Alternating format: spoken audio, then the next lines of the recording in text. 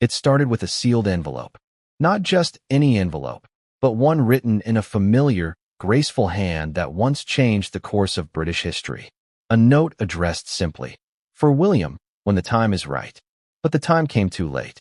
Before we continue, please hit the like button, subscribe to the channel, and turn on the notification bell for updates.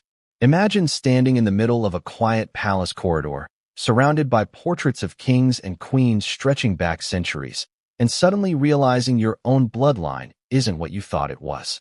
Imagine knowing your mother, the most beloved woman in the world, carried a secret so explosive that even in death, it could shake the monarchy to its core.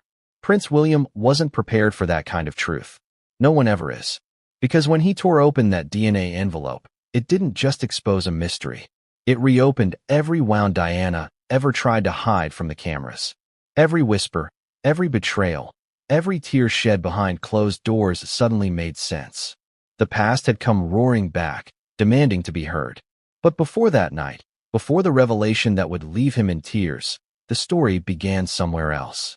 It began decades earlier, when Diana was still alive, still radiant, still fighting for love inside a gilded cage. They called her the People's Princess. But few understood what it meant to be the woman who gave everything to the world and received only heartbreak in return. While the world adored her smile, few noticed the cracks forming beneath it. Fewer still knew that in her final years, she made a choice that would remain hidden, until now. The truth began to unravel one quiet afternoon at Kensington Palace. A palace archivist, tasked with organizing personal correspondence from the late Princess of Wales, stumbled upon a locked wooden box marked private, not for release. Inside was the letter that would ignite a royal firestorm.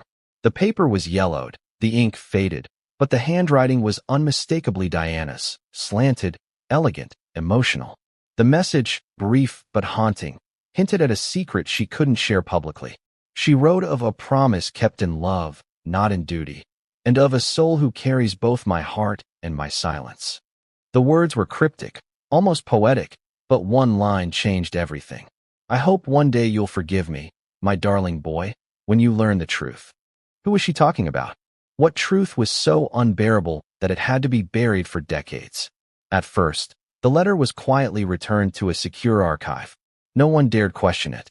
But rumors, once sparked, have a way of catching fire, especially in a palace built on whispers. When Prince William learned about the letter, he dismissed it as another attempt by tabloids to exploit his mother's memory. But something inside him, some quiet instinct, wouldn't let it go. So he asked to see it. Alone. And that's when everything changed. William sat in silence for hours, staring at those words written in his mother's hand.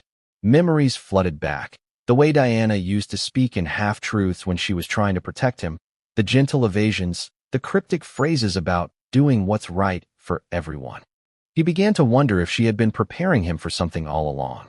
What could be so secret, so heavy, that Diana, who defied the crown itself to tell her truth, couldn't say it out loud? Was there something, or someone, she'd been protecting? William ordered a quiet investigation, no media, no leaks. Only 2 trusted advisors were told.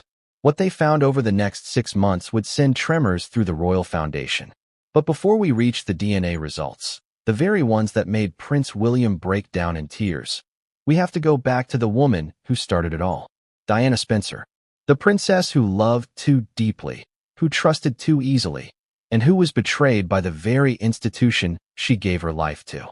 In the years following her divorce, Diana traveled more freely, often under the radar. Humanitarian missions, hospital visits, private retreats.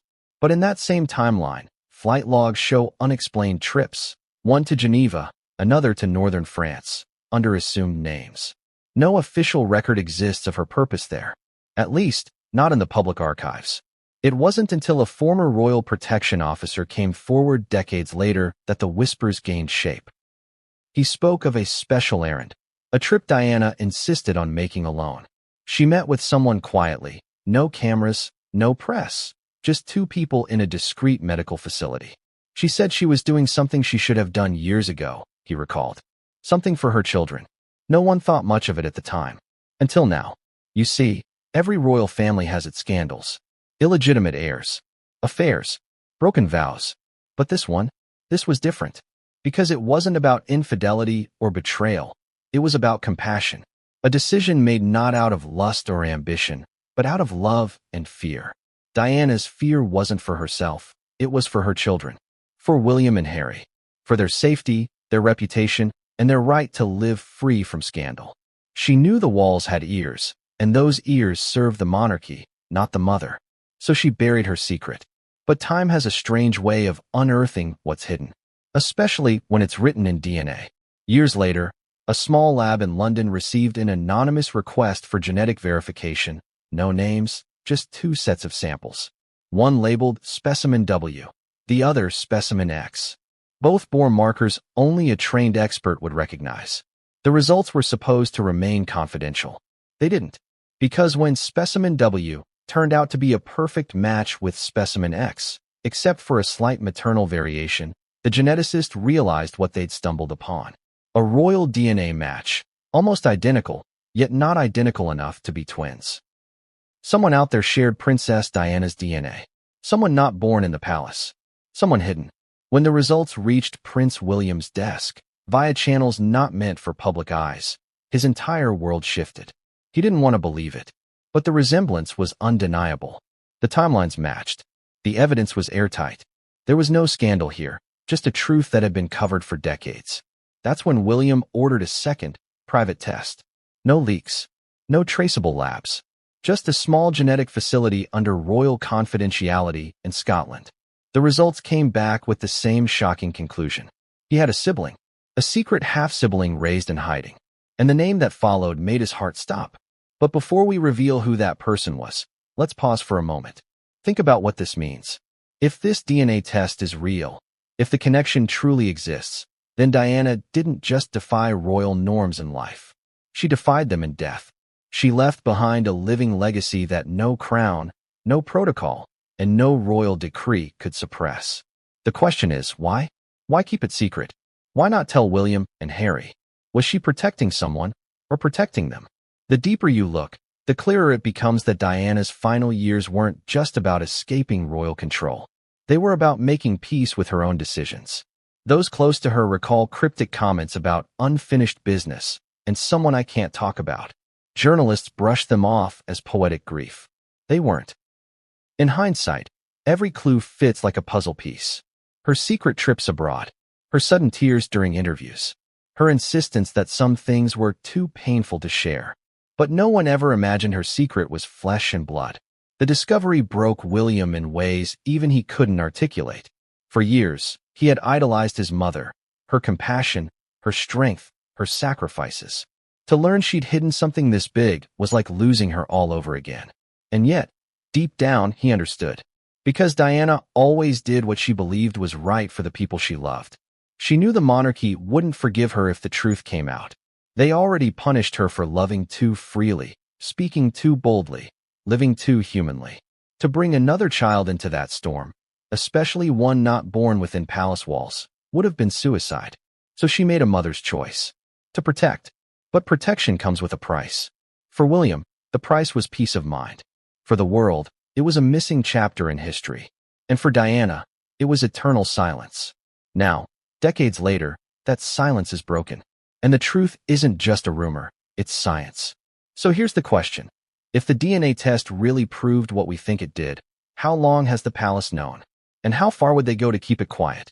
Because make no mistake, this revelation isn't just about one man's family tree. It's about the monarchy's foundation. A single unacknowledged heir could alter royal succession laws, shift public loyalty, and ignite constitutional chaos. Which explains why, as soon as word of the test reached the higher levels, a storm erupted behind the palace gates. They tried to contain it. They tried to bury it. But as with all things Diana, the truth refused to die quietly. And so, on a cold winter evening, Prince William sat in his study, surrounded by memories of his mother, her laughter, her warmth, her relentless fight for love, and read those DNA results in full. What he saw made him tremble. Tears streamed down his face as he whispered to himself, "Mom, what did you do?" Outside, London slept. Inside, history was rewriting itself. And yet, this was only the beginning. Because the DNA test didn't just reveal a hidden sibling. It revealed something even more dangerous, who that sibling's father might be. And that, as William would soon discover, would change not only his understanding of his mother, but of the entire royal bloodline itself. The letter wasn't supposed to exist. It wasn't catalogued. It wasn't logged. And it definitely wasn't meant to be found. Yet one rainy afternoon inside the dusty corridors of Kensington Palace, where the scent of aging paper mingled with the faint polish of mahogany, an archivist named Elizabeth Grey stumbled upon a box that would change royal history. She wasn't searching for anything scandalous. Just performing her routine job, organizing decades of royal correspondence for digitization. But fate, as it often does, had other plans. The box was different. Smaller. Heavier. Wrapped in faded burgundy ribbon instead of the usual white string used for official records. The label read, "Private, not for release." That phrase alone was enough to send a chill down her spine. Elizabeth had handled countless private letters before, love notes between Queen Victoria and Albert, diplomatic whispers from monarchs long gone. But this box felt alive, as if something inside it was waiting, almost willing to be discovered. She hesitated. The rules were clear. Personal items not listed on the archival logbook were to be reported immediately. But curiosity, as it often does, blurred duty. And with trembling fingers, she untied the ribbon. Inside were layers of delicate linen paper, each one bearing Diana's familiar handwriting. Some were simple notes to staff, others unsent letters to charities. But near the bottom lay one envelope that stood out. Ivory paper, the ink slightly smudged, sealed with an ornate D pressed into wax. The handwriting read only 4 words. For William, when ready. Elizabeth froze. She knew exactly what that meant. This was no ordinary letter. This was private, personal, a message meant for the heir to the throne, never to be read by anyone else. She should have stopped. She should have sealed it again. But she didn't. Because when she tilted the envelope slightly, she saw something faintly scratched into the corner. The word truth. Not a label. Not a date. Just that single word. Truth. She slipped it open. The paper was thin and fragile, like time itself was trying to hold it together. The first lines were soft, Diana's tone gentle, almost motherly. She spoke of her love for her boys, her pride in their strength, and her regret for the pain her choices might have caused. But midway through, her tone changed. It became urgent, almost fearful. She wrote of a promise made in kindness, and a child I could not protect within these walls. Elizabeth's heart raced. She read the final line 3 times to be sure she wasn't misinterpreting it. Forgive me, William, for the life I could not give them, and the truth I could not tell you. That was all. No names, no dates, no explanations. Just a confession hanging in white space like a ghost between the words. She knew immediately what she had to do. She placed the letter in a secure envelope and delivered it to her superior, Lord Alastair Mackenzie, the keeper of the royal archives. He was an old man, stern and disciplined, the kind who carried royal secrets as if they were holy relics. When she handed him the letter, he read it silently, his face turning pale. Without a word, he locked it in his desk and dismissed her. That should have been the end of it. But it wasn't, because 3 weeks later, the letter vanished. Some say it was misplaced during reclassification. Others whispered it was removed deliberately, perhaps by someone high up who feared its contents. But one thing was certain. Word of its existence had reached the ears of the one man who wasn't supposed to know about it yet, Prince William. The first time William heard of a lost letter from his mother, he thought it was another cruel tabloid rumor. After all, Diana's private writings had been weaponized by the press before. But when his private secretary confirmed that the palace had, indeed, logged a letter under her personal seal, one addressed specifically to him, William demanded to see it. Lord Mackenzie tried to dissuade him. He claimed it had been misplaced, that some documents were better left undisturbed. But the hesitation in his voice gave him away. William knew something was being hidden from him, and once he suspected that, there was no stopping him. He ordered a full internal audit. Every box, every archive, every line of inventory. And after 2 tense weeks, they found it. Not in the archives, but tucked behind a false panel in Lord Mackenzie's office safe. The cover story was simple. It was kept secure until deemed appropriate for His Royal Highness. But William didn't buy it. He knew what appropriate meant in royal language. It meant never. He took the letter himself, dismissing everyone from the room. The silence was suffocating. He stared at the handwriting, his mother's handwriting, and felt a rush of conflicting emotions. Grief, longing, anger, love. It had been decades since he'd seen those familiar loops and curves. But there they were, reaching out from the past, as if she were alive again for just a moment. He hesitated before breaking the wax. Because deep down, he knew, whatever was inside would change him forever. When he finally opened it, the scent of old perfume escaped. Faint, floral, unmistakably her. The first lines were innocent, almost comforting. She wrote about how proud she was of him, how she wished she could have watched him become the man she always hoped he'd be. But then the words took a turn, just like Elizabeth had seen weeks earlier. I hope one day you'll understand why I had to make the choices I did, the letter read. There are things I could not speak of, not because I didn't trust you, but because I needed to protect you from them. You and your brother were the only light in my life. But there was another light, one the world must never know. One born not of duty, but of love. William stopped breathing for a moment. His eyes skimmed the lines again, heart pounding louder with each word. The letter didn't explain further. No names, no hints, just the implication that his mother had borne or cared for another child in secrecy. A secret love, a hidden life, something beyond the walls of royalty. He folded the letter, staring into space, the weight of it settling in. He thought about his childhood. The quiet moments when his mother looked distant, distracted. The times she hugged him longer than usual before leaving for one of her mysterious charity visits. He remembered overhearing whispers between staff, talk of private appointments, unlisted clinics, and delicate matters. At the time, he dismissed them as gossip. Now, they echoed with new meaning. He didn't tell anyone immediately. Not Charles. Not Harry. Not Kate. He kept it to himself, as though saying it aloud would make it too real. For weeks, he carried the letter in his jacket pocket, folded carefully, reading it over and over at night. Each time, he searched for something new between the lines, something that might explain everything. But the truth was always just out of reach. What haunted him most wasn't the possibility of a secret sibling. It was the realization that his mother had lived and died with a burden she couldn't share with him, that she'd faced it alone. He couldn't shake one question. Who was the other light? And where were they now? That question became an obsession.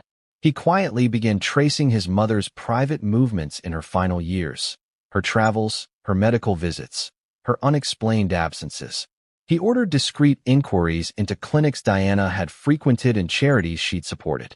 In every search, one pattern emerged: several trips to France and Switzerland in the mid-1990s, trips the royal calendar conveniently omitted. When William asked the private office for full travel documentation, he was told those records were unavailable due to privacy concerns. That was palace code for destroyed. He didn't stop there. He had the resources, the power, and the quiet determination of his mother. He reached out to one of Diana's former aides, a woman named Caroline Holt, who had been dismissed shortly before the divorce. Caroline was hesitant to talk at first, but when William assured her he wanted only the truth, she revealed something that froze him. There was a time, she said quietly, when your mother visited a private facility in Geneva. It was under an alias. She stayed 2 nights. When she returned, she looked different, lighter but sad. I asked if she was all right, and she just smiled and said, "Some things are better left unsaid." Those words echoed the letter exactly. Better left unsaid. That's when it became real. No longer speculation. No longer imagination. Diana had done something secret, in Geneva, and William was determined to find out what. But every step he took led to a locked door. The hospital she allegedly visited claimed records were missing. The security firm that handled her transport had dissolved. Witnesses either refused to speak or suddenly didn't remember. It was as if the entire event had been scrubbed from existence. Until one night, deep in the archives of a private security database, a lead surfaced. An invoice from a medical courier, dated exactly to the days of Diana's Geneva visit. The document referenced biological samples for private verification. No recipient name, just initials, DS. Diana Spencer. That discovery shattered the final layer of doubt. Whatever she'd done in Geneva wasn't cosmetic or charitable. It was scientific, medical, possibly genetic. William stared at that document for hours, the reality sinking in.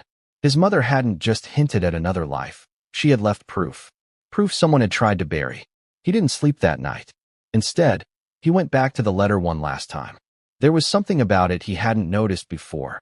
Faint indentations beneath the signature, as if another message had once been written and later erased. Under angled light, two faint words became visible. "They're safe." That's when William knew. The letter wasn't just a confession. It was a warning, and it meant his mother's secret wasn't gone. It was still out there. But who was keeping it safe? And what were they protecting him from? The answer would come soon, but it wouldn't come gently, because what he discovered next would not only prove that Diana's secret was real, it would expose just how far the palace had gone to hide it. And that discovery would set off a chain reaction that no one, not even the future king, could control. Because the next clue wasn't hidden in ink. It was hidden behind a photograph. It was supposed to be just another family photograph.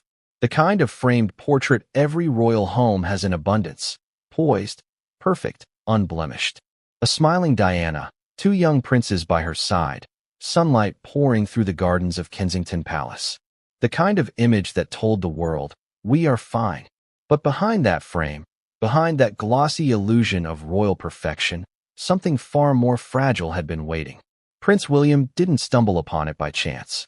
He found it after a restless night that refused to let him sleep. The letter had shaken him to his core. Every time he closed his eyes, he could hear his mother's voice echoing through the words she'd written. Her love, her fear, her secrecy. He felt it all pressing on him, until one morning, he decided to visit her old private quarters, the rooms left untouched since her passing. They were quiet, preserved like a shrine. Her perfume still lingered faintly in the air. On the vanity, a few old photographs stood as they had for years. Her boys, her travels, her humanitarian visits.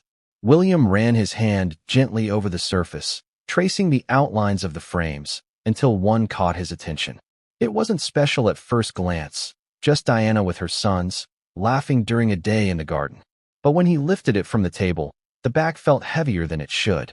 He turned it over, and for a brief second, he saw a thin slip of paper wedged behind the photo. His pulse quickened. Carefully, he unfastened the frame, sliding out the main picture.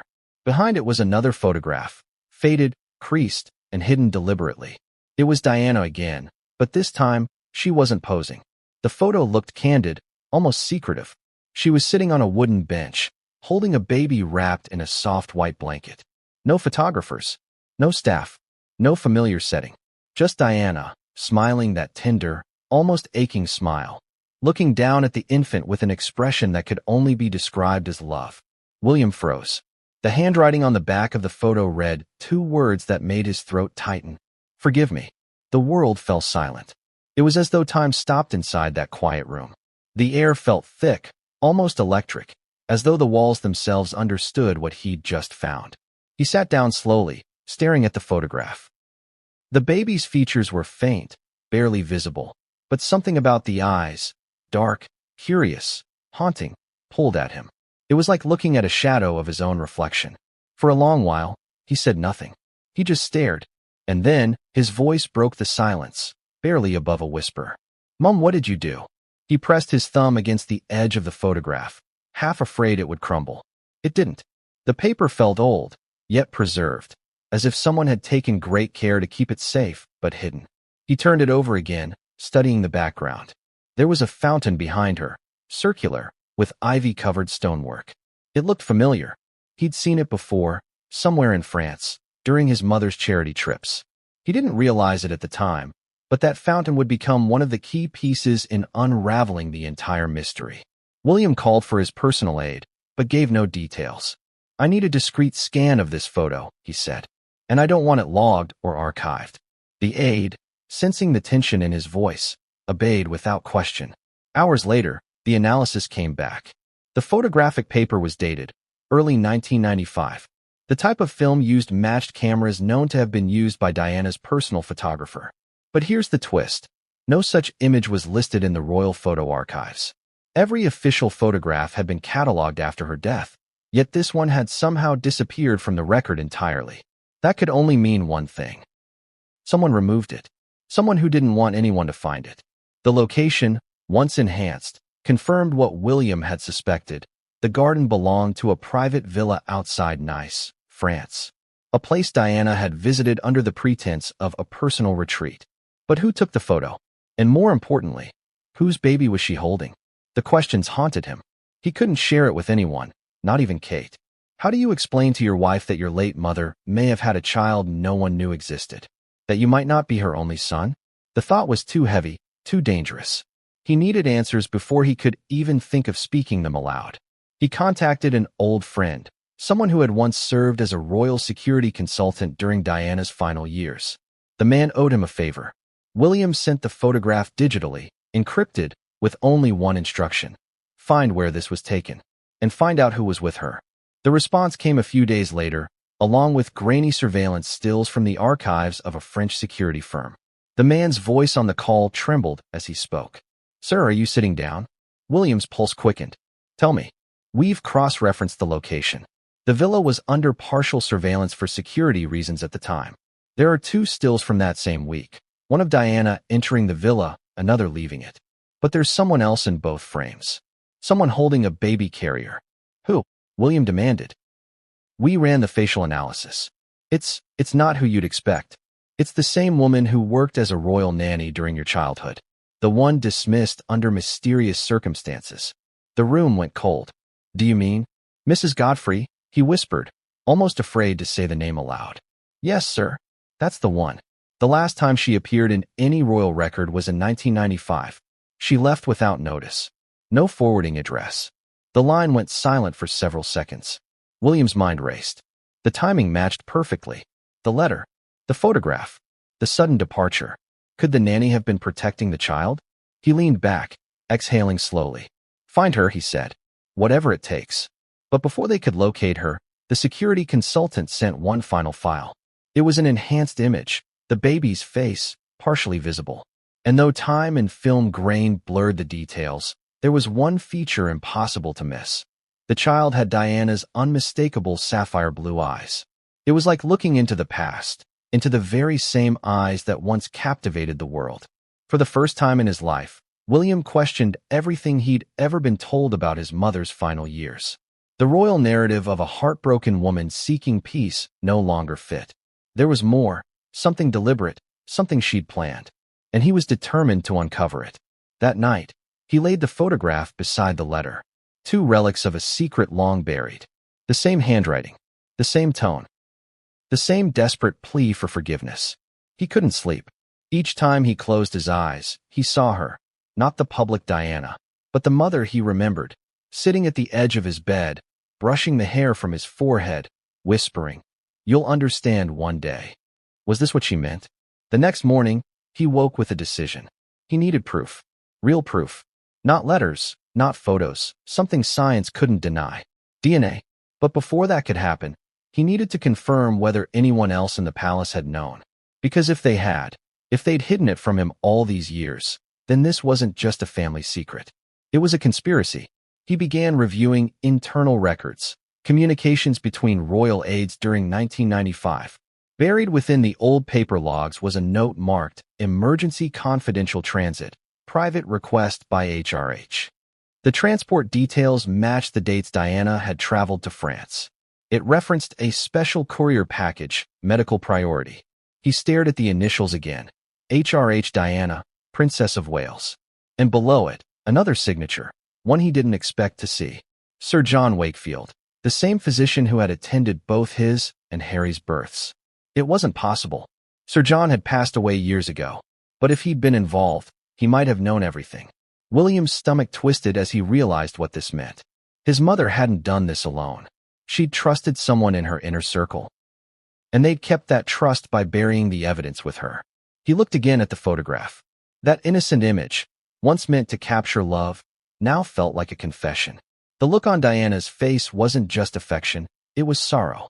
A sorrow that understood what she was giving up. She was holding the child not as a mother in joy, but as a mother in farewell. William pressed the photograph to his chest, his throat tightening. For the first time, he wept openly.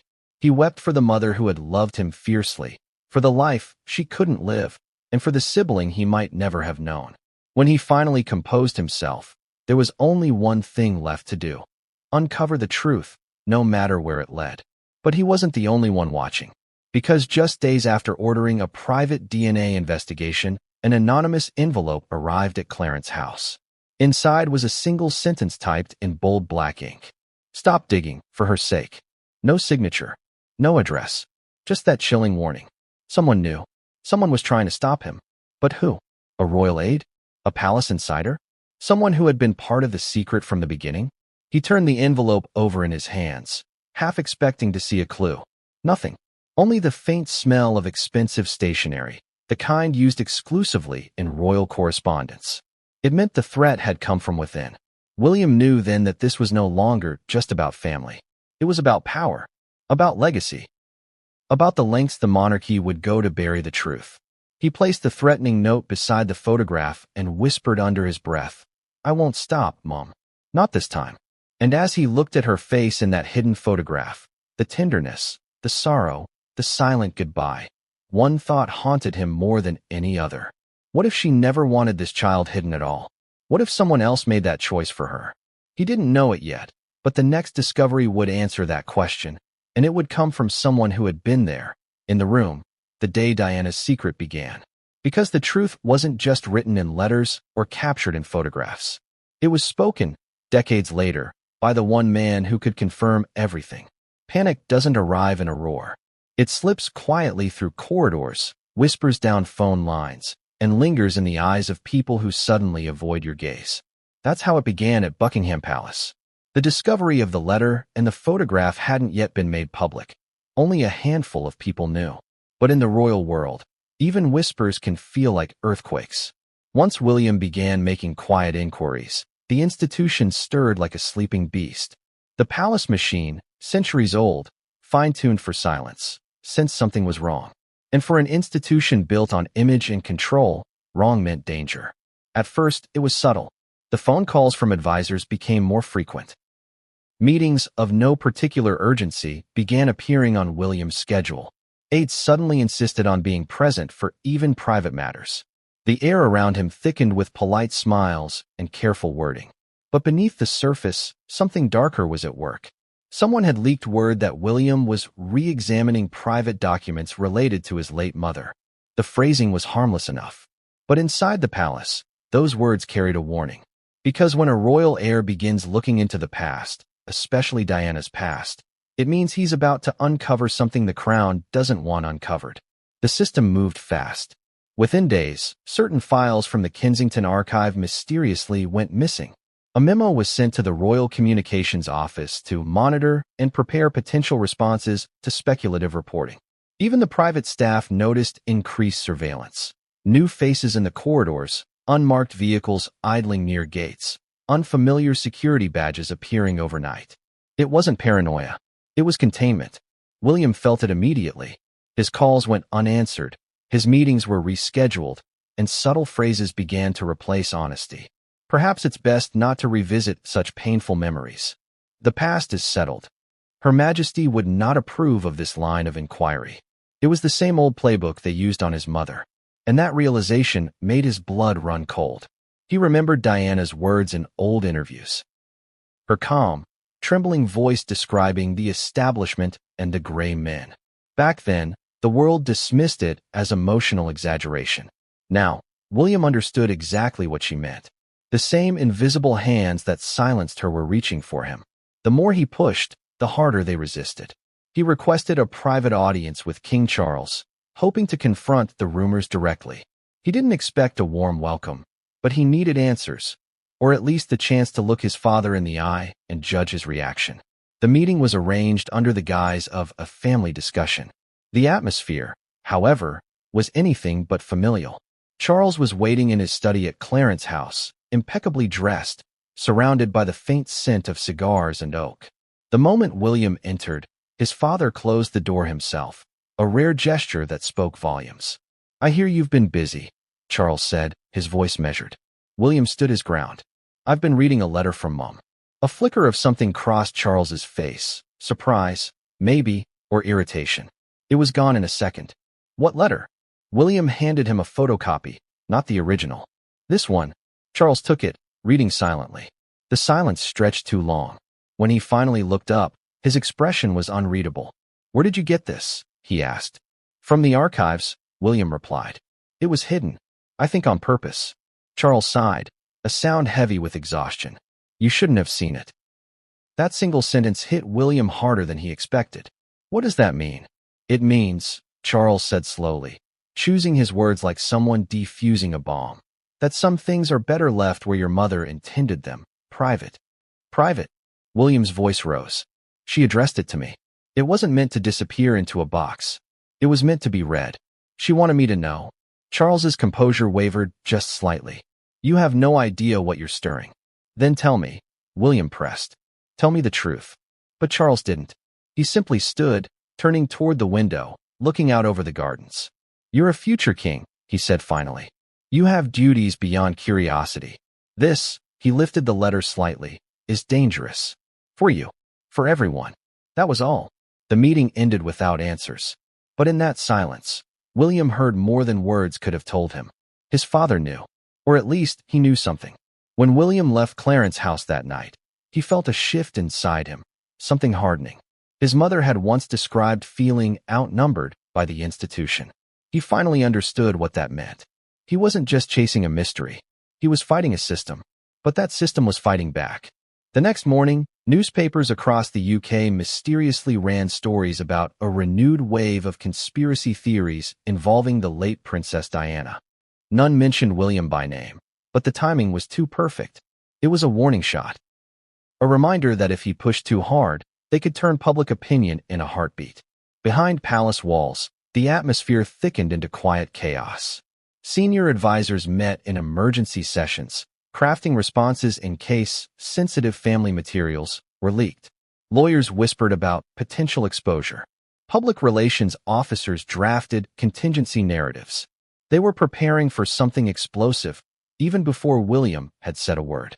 In one internal memo, later leaked to a journalist, a senior royal aide wrote, should the issue of any unacknowledged familial connection arise, immediate action must be taken to assert fabrication and protect the integrity of the monarchy. The phrase familial connection confirmed what William already suspected. They weren't just aware of the possibility, they were prepared for it. But they underestimated him. For all his restraint, William had inherited his mother's quiet defiance. Diana had fought back against royal censorship with interviews and compassion. William would do it with facts. He enlisted a trusted team of specialists, geneticists, legal advisors, and historians, bound by confidentiality. Their task was clear: verify the existence of any unrecorded child linked to Diana. He didn't tell them why. He simply gave them fragments, dates, locations, medical names. And as the pieces started to align, a picture began to form. A child, born in secret, raised in silence, protected by a web of influence that reached all the way to the palace itself. Meanwhile, the palace's internal panic grew. Charles's private secretary issued directives reminding staff that personal documents belonging to the late Princess of Wales remained the property of the crown.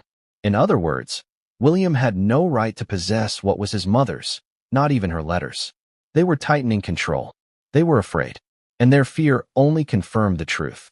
Then came the night of the power outage. That's what they called it officially, a routine systems failure at Kensington Palace. But William wasn't fooled. His private office computers had been remotely accessed. His encrypted files were wiped. The photograph, the scanned copy of the letter, gone. When his security team investigated, they found traces of unauthorized logins routed through government servers. No suspects, no footprints. But one detail stood out. The breach originated from within palace grounds. Someone inside had tried to erase everything. That's when William realized how deep this went. He wasn't dealing with curiosity anymore. He was threatening control, and control was the one thing the monarchy couldn't afford to lose. He confided only in Kate, showing her the photograph before it vanished. Her reaction was silent, emotional. She didn't ask for proof. She simply said, "Your mother loved deeply. If this is true, she must have had a reason." That was all the encouragement he needed. He made one more call, this time to someone outside royal reach. A retired medical practitioner in Switzerland. A man whose name had appeared in Diana's old travel notes. When the call connected, the voice on the other end trembled. "I wondered when you'd find me," the doctor said quietly. "I've been waiting for this call." William's heart stopped. "You knew her?" "I treated her," the doctor replied. "And I kept her confidence." William took a breath. "Then I think you know why I'm calling." A pause. Then, "Yes, Your Royal Highness. I do. And I think it's time the truth was finally told." That was the moment everything changed. The palace could hide letters. They could erase photos. But they couldn't silence someone who had been there. And as word of the doctor's willingness to talk began to circulate, the royal panic turned to full-blown crisis. Meetings were held late into the night. Orders were given. Files disappeared. And behind it all, an unspoken question echoed through every marble hallway. What had Diana done, and who else knew? The answer, William would soon discover, lay not in the palace but across the channel, in a quiet Swiss town where the truth had been locked away for nearly 30 years. The call came late in the evening. The kind of call that doesn't just change your night, it changes your entire life. The man on the other end introduced himself softly, his accent polished but weary. "My name is Dr. Henri Duval. I was once your mother's physician." William felt the air leave his lungs. Henri Duval. He'd heard the name before, briefly mentioned in an old journal entry Diana kept during her last years, one no biographer had ever been allowed to publish. The entry was short, almost cryptic. "Dr. H.D., trust him. He knows." Now, decades later, the man's voice was on the line. And he sounded tired, not just from age, but from carrying something for far too long. William's tone was careful. "You said you treated her?" "Yes, Your Royal Highness. In Geneva, March of 1995. It was a private visit arranged outside official channels. I was asked to oversee a procedure." William's hand tightened around the phone. "What kind of procedure?" A long silence. Then the doctor sighed. "I've kept her secret for nearly 30 years. I'm not sure I should be saying this now, but if the palace is already circling you, it means they know you've found enough to get close." "Close to what?" William asked, his pulse racing. "To the truth," Duval said quietly. "To the child." The words hit like a thunderclap. William stood frozen. "So it's true." "Yes," the doctor replied. "But not in the way you might think." William sat down, pressing his forehead into his palm. "Tell me everything." And the doctor did. He began with a memory so vivid, it painted itself across William's mind like a film reel. It was spring 1995. Geneva, a private clinic known only to those with money and discretion. One of its clients, traveling under the alias Mrs. Andrews, arrived alone, accompanied by a single aide. She was pale, nervous, yet determined. The staff didn't know her true identity, except for Duval. "She told me she needed a consultation of the utmost privacy," he said. "I could see the pain in her eyes, the kind of pain that comes not from illness, but from love." Diana explained that she was there for something that could never be made public, something to do with a promise of care for someone not officially recognized. Duval remembered her exact words. "I have to make sure they're safe. If anything happens to me, there must be proof of who they are." He didn't understand at first. But when she handed him a sealed envelope containing medical data and requested a series of confidential DNA verifications, he realized the gravity of what she was asking. She wasn't there for herself. She was there for someone else, a child. She wanted a record that could survive her, Duval said. A way for that child to be identified one day if ever the truth needed to surface. William's throat tightened. "Did she name the child?" "No," Duval said softly. "She never said a name. Only that the birth had been kept from public record to protect them from the same machine that destroyed her." Her exact words. The line went silent. Even across an ocean, William could feel the weight of it pressing down. His mother had planned this. It wasn't an accident. It wasn't a rumor. She had orchestrated a way to preserve the truth, just not for herself. He swallowed hard. "Why did she choose you?" "I asked her the same thing," Duval said with a sad chuckle. "She told me, because you care more about people than power." She was right about that, though it nearly cost me my career. "What happened after?" William asked. "After the test was completed," Duval continued, "she asked for the results to be sealed. One copy was given to her personally. Another was stored in my private vault under her pseudonym. She told me I might never hear from her again. 2 years later, when I learned of her death, I opened that vault, and I saw the truth she'd left behind. William's heart pounded. What truth? The results confirmed a direct maternal link between Diana Spencer and a newborn child born 3 years after your brother's birth. There was no paternal record in the document, only a note, handwritten by her, protected by silence until the world is ready. William closed his eyes.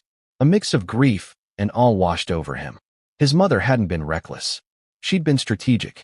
She knew her life was fragile, her safety uncertain. And still, she'd found a way to protect this child from the chaos that surrounded her. But one question burned in his mind.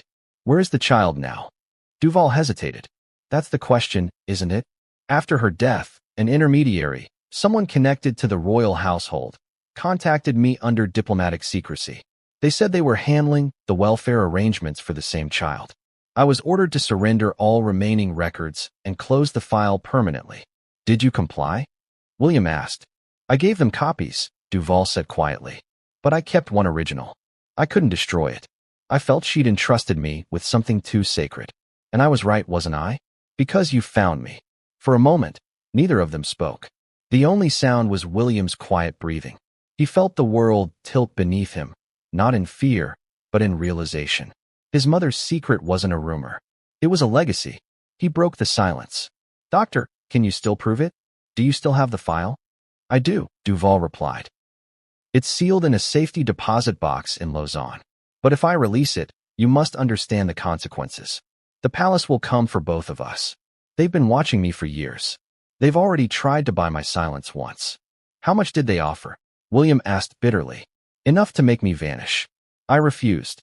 That was all William needed to hear. He knew the type of people capable of such offers. His mother had faced them, too. He took a deep breath. I want to see it. Whatever she left behind, I need to see it. I expected you'd say that, Duval said. Meet me in Geneva. Alone. The line went dead. For hours afterward, William sat in his study, staring into the darkness. The call had confirmed everything and nothing all at once. His mother's secret child existed, or had existed. There was proof, hidden in Switzerland. But the why remained unanswered. What had driven Diana to such lengths? Who was the father? And what kind of life had this child been given? He didn't tell anyone about the call. Not even Kate. The fewer people knew, the safer it would be. He arranged a quiet trip under the pretext of charity meetings in Switzerland. No royal escort, minimal staff. Just him, his aide, and the burden of truth heavy in his chest. When his plane touched down in Geneva, the sky was gray and still. The air smelled of rain and pine. Duval's clinic, once prestigious, now stood modest and aging, tucked between glass towers.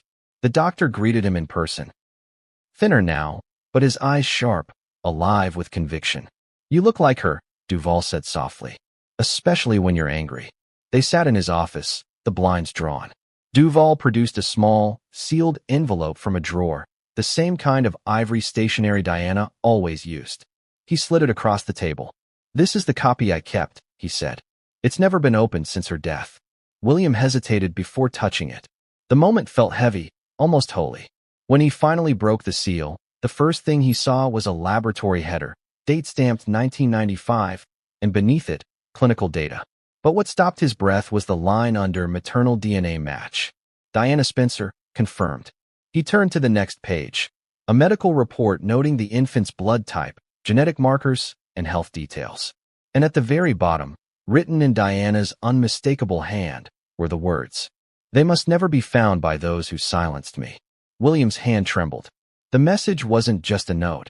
It was a warning from beyond the grave. She knew they would try to erase her truth, just as they'd tried to erase her voice. He looked at Duval. Why me? Why tell me now? Duval exhaled slowly. Because they'll destroy this next. And I'm old enough not to care about their threats anymore.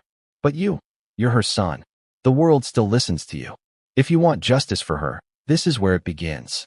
William folded the papers carefully. His heart felt heavy but certain. For the first time, he wasn't chasing ghosts. He was following her trail. He rose from the chair. Thank you, Doctor. Duval gave a sad smile. No, thank you, Your Highness. She'd be proud of you. But be careful. The moment they know you've seen this, they'll act. And they did. Before the night was over, William's hotel room was broken into. His briefcase untouched. His laptop wiped. Only one thing was missing: the folder from Duval's office. They were faster than he'd expected. But what they didn't know was that William had already scanned the files, encrypted them, and sent copies to an off-grid server under a false name. For the first time, he had them cornered. The monarchy could bury scandals, but they couldn't bury DNA. He looked out his hotel window at the Geneva lights shimmering on the lake and whispered, "Mom, I found it. I know now." But the story wasn't over. Because what Duval hadn't told him, what the palace was still desperate to hide, was who the father was. And that truth would send shockwaves through the very heart of the royal family. Because the man Diana had loved, the man who shared that secret child's blood, wasn't a stranger. He had once worn the Queen's uniform. It's one thing to hear a truth. It's another to prove it. After Geneva, William returned to London a changed man. The city looked the same: familiar streets, the same gray drizzle, the same guards at the gates, but everything had shifted inside him. Every photograph of his mother now carried a weight it never had before. Every memory felt sharper, more loaded. And as much as the truth burned inside him, he couldn't share it. Not yet. Not without evidence no one could deny. So he decided to do what his mother had done: trust science over silence. He would order a DNA test of his own. Quietly. Privately. Without royal labs. Without palace channels. Without anyone's approval. Only one person knew. A childhood friend turned forensic biologist who had spent years working on confidential criminal cases. Her name was Dr. Evelyn Cole. She had a reputation for honesty, discretion, and loyalty, all things in short supply within royal walls. When she picked up the phone, her voice was cautious. "William? I haven't heard from you in years." He didn't waste time. "Evelyn, I need your help. And I can't explain over the phone." There was a pause, the kind that measured trust. Then she said, "Tell me when and where."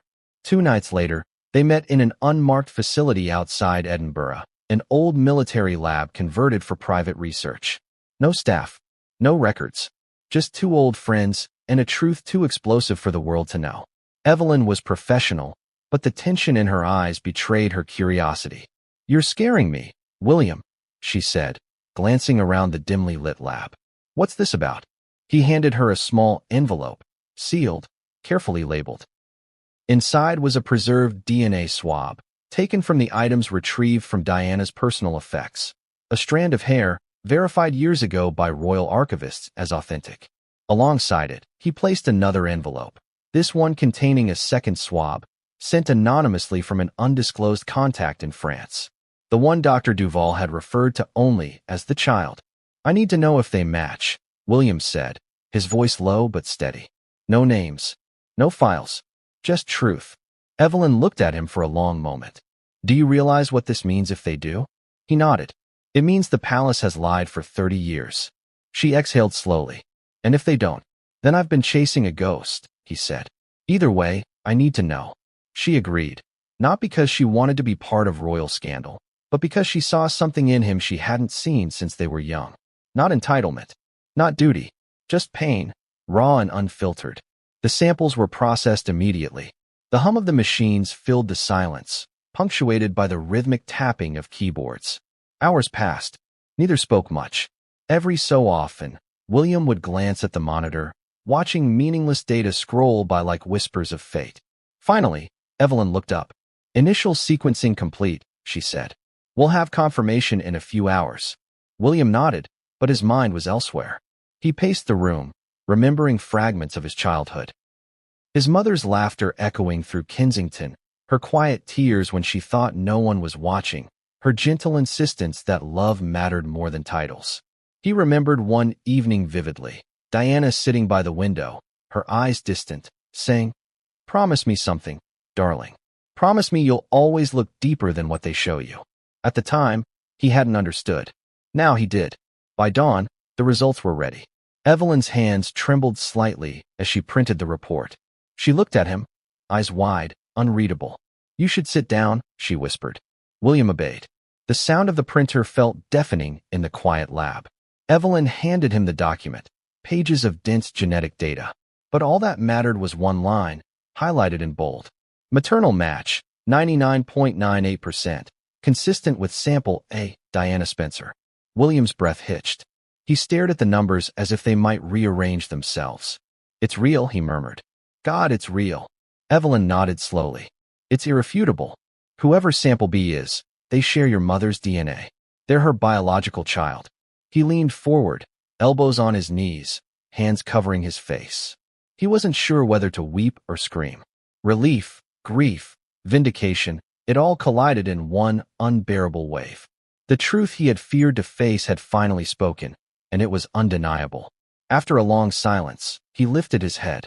Can anyone trace this test? Evelyn shook her head. I ran it off-grid. No logs, no digital footprint. You're safe. Not for long, he said grimly. They'll know soon enough. She frowned. Who's they, William? He looked at her, eyes hard. The people who've kept this buried for 3 decades. He left the lab before dawn, the cold Scottish air cutting through him. For the first time in his life, he felt free and terrified of that freedom. He carried the results in a plain black folder, locked inside his car's glove compartment. Every mile back toward London felt heavier. He was driving straight into a storm. When he reached Kensington Palace, he didn't go home.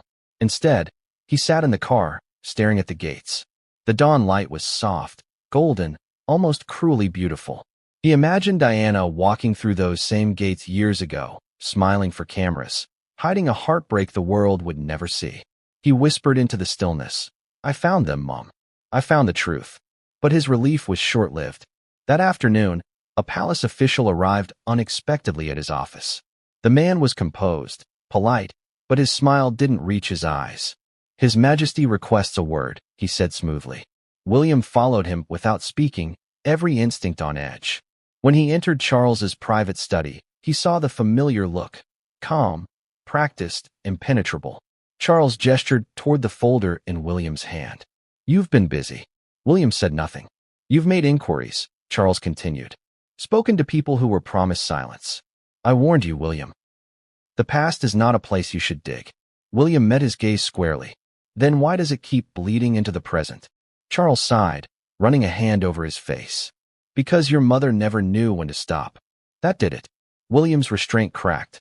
Don't you dare blame her for this, he snapped. You silenced her, all of you. And now you're trying to do the same to me. Charles's tone remained eerily calm. What you found, or think you found, is incomplete. You're playing with something you don't understand. Then explain it, William demanded. Tell me what I don't understand. But his father didn't. He simply stood, turned his back, and said, some truths destroy more than they heal. It wasn't an answer. It was an admission. That night, William sat alone in his study. The DNA results spread out before him. He'd spent his life believing he was part of a legacy built on honor and tradition. Now he saw it for what it was, a web of secrets held together by fear. But he couldn't stop now. He needed more than proof of a match. He needed to know who this sibling was, where they had lived, how they'd survived, and whether they even knew who they were. He reached out to Evelyn again. Can you trace the origin of sample B? I can try, she said, but I'll need to know who sent it. He hesitated. I don't know. Duval said it came from France, from someone connected to the child. Then we'll start there, she said. Over the next week, Evelyn's contacts worked quietly, cross-referencing genetic data across international medical databases. It was risky, but the results were staggering. The maternal match wasn't the only link. There were paternal markers, faint but traceable, leading to someone shockingly familiar, a man once employed by the royal family. The name made William's blood run cold. It was a name he'd heard whispered once before, in relation to his mother's rumored confidant. Barry Monarchy, the police officer turned royal bodyguard. The man whose death Diana had called the greatest blow of her life. The man she'd allegedly loved. William sat back, his heart hammering. The pieces fit too perfectly. The timing, the secrecy, the depth of Diana's grief after Monarchy's sudden death. Could it be? Could his mother's hidden child have been his? He stared again at the DNA results, the words blurring before his eyes. The truth was no longer a whisper. It was a scream. His mother had loved a man forbidden to her, and from that love had come life, hidden away for protection. It was poetic. It was tragic. And it was unstoppable. He rose, gripping the folder tightly. If that's the truth, then it ends with me. he murmured. No more secrets. But what he didn't know was that someone was already watching, someone who had been monitoring his every move since Geneva, and they were ready to act before he could.